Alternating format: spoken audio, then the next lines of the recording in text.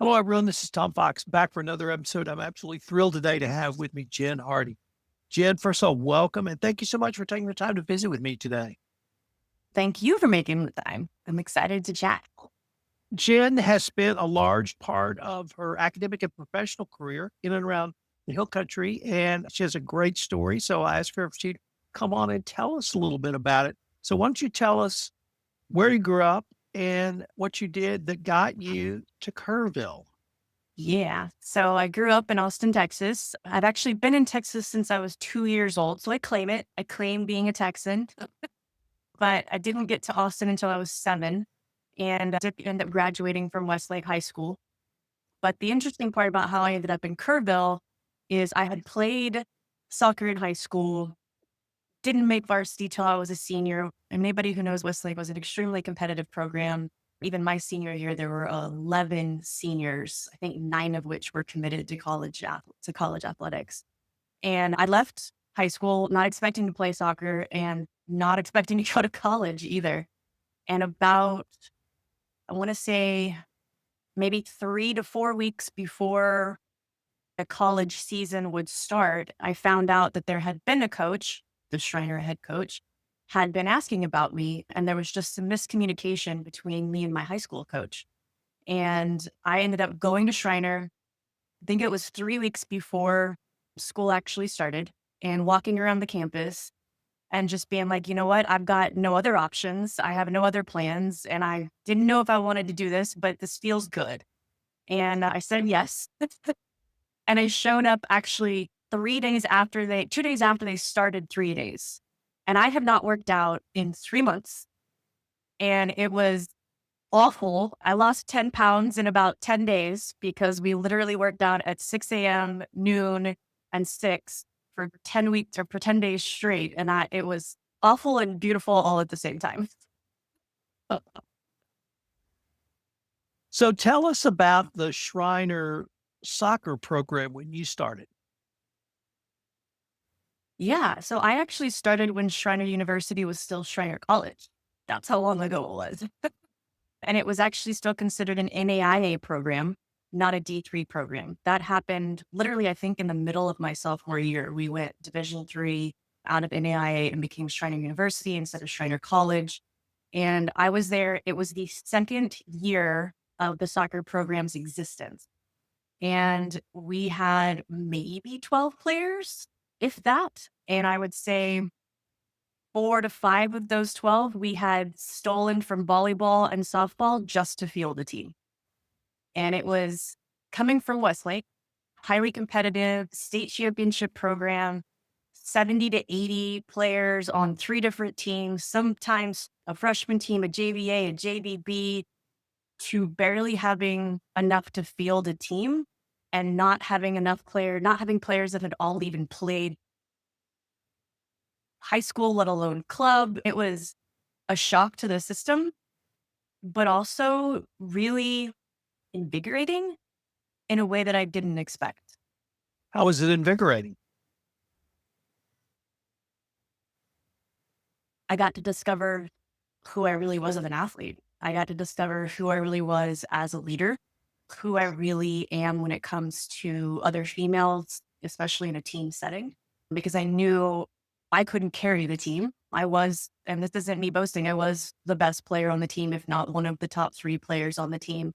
And I knew that the only way we were going to have any version of success was to figure out how to play to the strengths of the people around me, how to lift them up around me, and how to get them figuring out how to play with each other, knowing your strengths, knowing your weaknesses, and being okay with playing to those and away from those. Like, for example, knowing that an outside mid can only get the ball when she crosses it to like the front of the 18, which is not very far.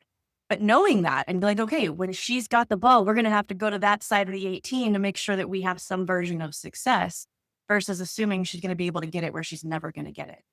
And we didn't win a lot of games. We lost a lot of games, but it's given me a perspective of when I became a coach of how to support athletes who, especially when they were athletes like me who came into my program at Vandegrift, where we also only had 16 players our first year.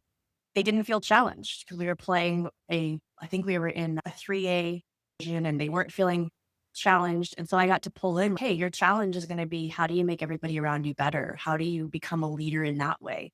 So it's really something that transferred over into who I've become as an adult and now even with what I'm doing in all of our programs. Could you talk to us a little bit about your academic experience in Schreiner? For instance, what was your major? So my major when I started was graphic design. That's what I started out. It only lasted about a semester. Turns out that being someone who enjoys art is not the same thing as someone who does art on a computer. So I immediately ended up switching over after taking a strength and conditioning class with Dr. Shaw, who just retired last year. One of my absolute favorite professors of all time. Anyone who's ever been in Schreiner, anyone in Kerrville probably knows who Dr. Shaw, Barry Shaw, amazing man. And I fell in love with that strength and conditioning class and then ended up changing my major immediately to exercise science, thinking that I was going to be the first female collegiate strength coach because those didn't exist back then. And what did that degree program consist of at that time? So at that time, it's funny, there were literally, I think my first 2 years, my freshman and sophomore year, it was primarily Dr. Shaw and Mr. Wells, Tom Wells, who also is well known in the community, who pretty much ran the entire program. And it wasn't until late sophomore year, junior year, they started bringing in a separate exercise science professor and really getting into other elements. So we got bits and pieces of kinesiology, of biomechanics, of anatomy and physiology, but also getting into those advanced anatomy and physiology and getting into the exercise physiology, which I was terrible at, by the way. It's so hard. That class is so confusing. But I loved the way that Barry Shaw, the way he taught exercise science, the way he taught specifically biomechanics and kinesiology. I got to talk to him a couple, I say last, oh my gosh, it's been a year now. I did the commencement speech for Schreiner in 2023, December 23, and he and I got to talk. And I told him that I still remember an exercise he had us do where at the beginning of the semester, we had to tell him how to get off the floor. He laid down on his back on the floor and we had to use commands to help him figure out how to sit up, how to push himself off the ground, stand up and get him to fully standing. And he timed it. Now that we had all the appropriate language, like flexion, for example, extension, then we had to use that language to get him off the floor and see if we could get him off the floor and fully standing faster. And he was like, I still do that exercise. Is like, I still do that with my students every semester. And I was like, yeah, we were terrible at it. We ended up doing worse at the end of the semester than at the beginning. But he just had such a great style of teaching and making it fun. What was it like coming from Austin, Westlake, to Kerrville and Schreiner University, more from a social perspective? From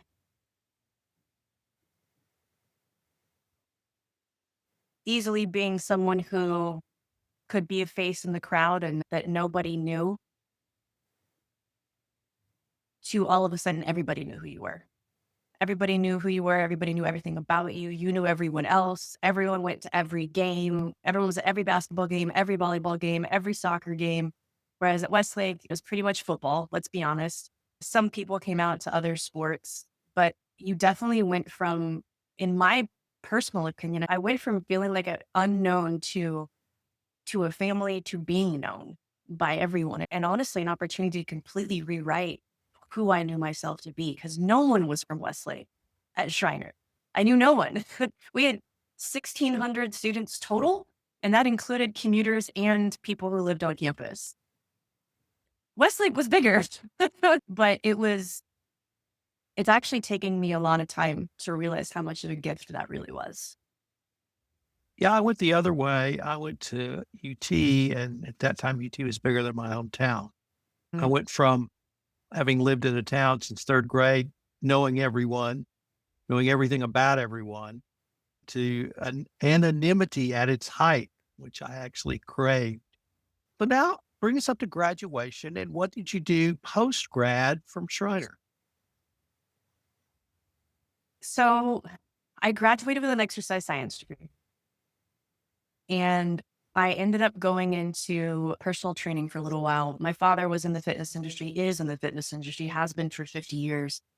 And so obviously he had connections and was like, hey, you can go here and start personal training. And I got into personal training and realized I really don't like the general public. I just I couldn't wrap my brain around how can you pay me back then even $5,000 for 12 training sessions and then just complain and whine the entire time. And I'm like, I can't do this. This is awful. Long story short, I ended up going back to Schreiner and getting my teaching certification, which I hadn't graduated with, per the recommendation of my dad. And I was like, yeah, whatever, I'll go get it. Mind you, I had no desire to be a teacher whatsoever. That terrified me more than anything. And lo and behold, end up being a teacher. The world that things happen the way they happen. And I ended up going back to Kerrville not even a year later in 2004 and becoming a sixth grade teacher and JV soccer coach. And where did you start? I was at BT Wilson as a sixth grade teacher. And it was so when I went back to Schreiner to get my teaching education, it was more of those emergency certification programs. So it was a sped up one. So I had no experience in a classroom whatsoever. So my first day in a class, they actually put me in a reading study skills class. It was an elective class with 6 kids. And my first day of teaching, a child at the end of class went leaping across the desks with a pencil to attempt to tap the hand of the child across from him.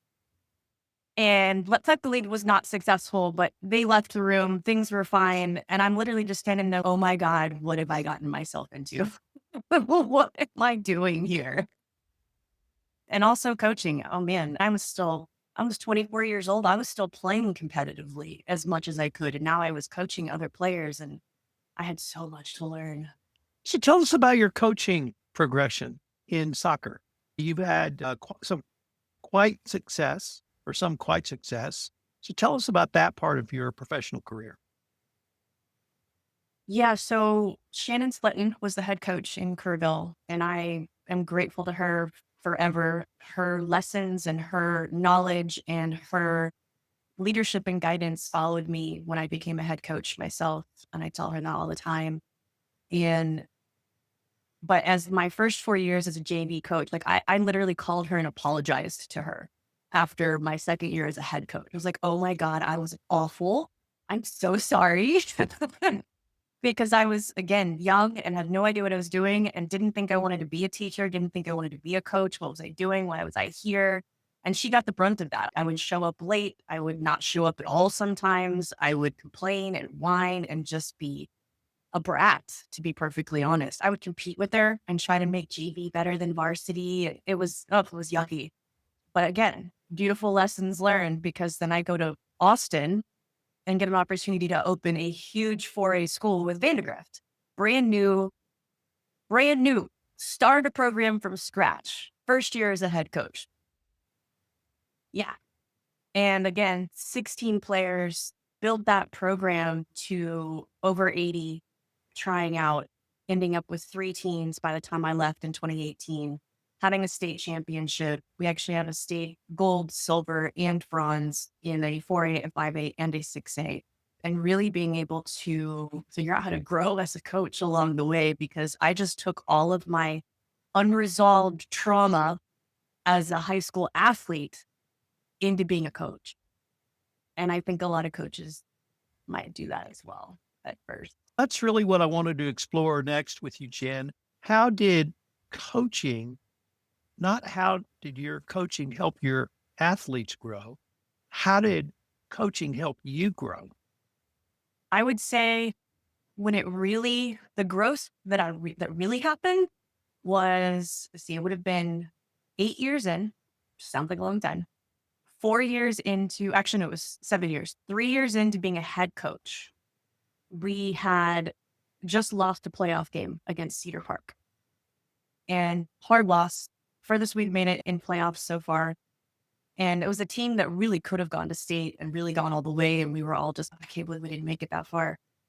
And about, I don't know, midsummer, I find out that there were some seniors who had no desire to continue to play, that they, in essence, consciously or unconsciously threw the game.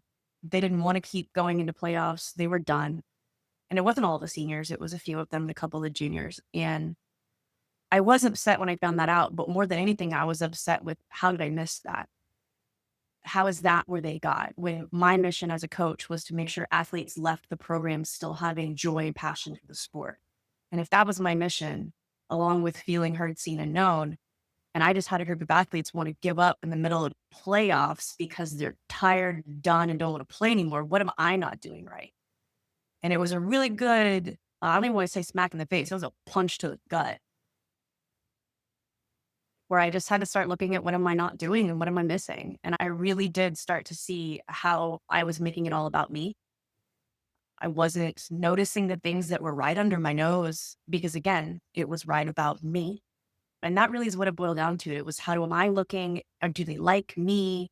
Am I important? Am I making sure that we're successful versus what do they need? And how do I be who they need me to be? And how do I have them fit? How do I fit into what they need versus fitting them into what I need? And when I changed a lot of those elements, and I can give specific examples, the next season, not only did we go to state, we won state. So I've had periods of professional and personal growth in my life, and it's generally involved others. It could be others who present a framework for me, to me, that I can do an assessment or a self-assessment. I've had others help me through that journey. What was the sort of the tools you used? Was it talking to others? Was it having a framework to look through some of these things? Was it talking to other coaches, reading books on coaching, all of the above, none of the above? Yeah. Thanks to Shannon, I had one thing that I would do every season, which is I let the players anonymously evaluate me. Let's just say that I would read through those with a bottle of wine back then, not just a glass. They got one assessment that was with their name on it, and it was stuff they really wanted me to know specifically to them. And they got a separate assessment of me as a coach where they could anonymously let me know elements of how I was showing up, what I was doing, what they needed to tell me the things that they still didn't feel comfortable telling me. That in and of itself, again, while very difficult to swallow, but got easier along the way as I realized, again, it's not about me, it's about what they need. That was huge because there were so many things I could have never known had I not given them a chance to have that anonymity to let me know. And it was, again, a huge gift to know that information. But also, I built from there, started to build really strong relationships with my captains, and my captains were my eyes and ears. And I would let them know I will never, ever throw you under the bus, but I need you to tell me what I need to know because there's things I know I don't know that you're going to know. You got to be able to tell me. I will never throw you in the bus. I will completely respect you. And I will almost always try to help you and your other captains take it back to the team and work through it. But I just need to know what's going on. I have to have my a pulse to the ground of what's happening. And that was huge because they really did tell me. And honestly, eventually, as the program kept building and I kept getting better as a coach, athletes started to realize my door was always open. I will talk to you about anything. Yes, even playing time, right? I will talk to you about everything if you're willing to hear the answer that you may not like hearing. And I set that up with them often as well. So receiving that feedback from anonymously or them coming to me through the door or them having team meetings with me. And yes, you better believe I started reading all the books. I started doing all the courses. I was doing everything I could because I felt like I had been figuring it out isn't giving these kids answers. So, Jen, at some point you transitioned out of coaching into what I'm going to call another career, if that's fair. You may see it as a direct link. So, I don't know. So, what are you doing now? Yeah, and it's funny. That's the joke, right? I left teaching and coaching to go find out who I was and what I really wanted to do. And it turns out I'm a teacher and a coach, just not in public education. So yeah, there's a direct link, but I had no idea that was going to happen. So now my business partner and I, we We support high stress professionals to overcome burnout, build emotional literacy, and restore joy for life by working through them with workshops, with keynote speaking, or even private coaching to really better understand themselves, better understand their reactions, and how they can navigate uncertainty and stress in a way that really enlivens your experience of life versus undermining it. And tell us about the company you and your business partner have. Yeah, so it's the Academy of MotivAction. Irina Alexander is the CEO and founder, and I am her COO. And we just happen to be besties. We met about 5 years ago and have been supporting each other for a while and decided to just go into this together, see what would happen. And through the last year and a half, we've developed a framework called CARES. It's the CARES approach, and it is blended into anything and everything that we do with high stress professionals, specifically, definitely first responders, educators, corporate executives. And it stands for communication, awareness, resilience, emotional literacy, and self mastery. But again, that's an actual framework that we build into any training that we do with individuals or with teams. I wasn't sure where to slot this next topic in, so I've waited till now. But you gave, and you've actually mentioned it, you gave a commencement at Schreiner. And I know you're incredibly proud of that, but could you tell us how that came about, sort of what the dynamics were, and how you felt about your remarks after you made them? Oh, gosh, yeah. I'm old enough to a point where most of my fellow classmates and teammates who have decided to are now in administrative and leadership roles at Schreiner. And in 2023, they were doing the Centennial Women's Leadership Conference. And a friend of mine, Matt Goodwin, I can't even remember what his role is at Schreiner right now. I want to say it's in student affairs or athletics. He put my name on the table as one of the speakers, the three speakers for that event. And so first I got to go speak to over 300 people, which was the biggest audience I had spoken to in that capacity thus far, on imposter syndrome at the Centennial Women's Leadership event. And that was pivotal in and of itself because I got to share some very specific elements of my journey at Schreiner in regards to imposter syndrome and how I've overcome it and what was there and how much I used to degrade Schreiner and being there in the first place until I realized just how much of a gift that school has been to me.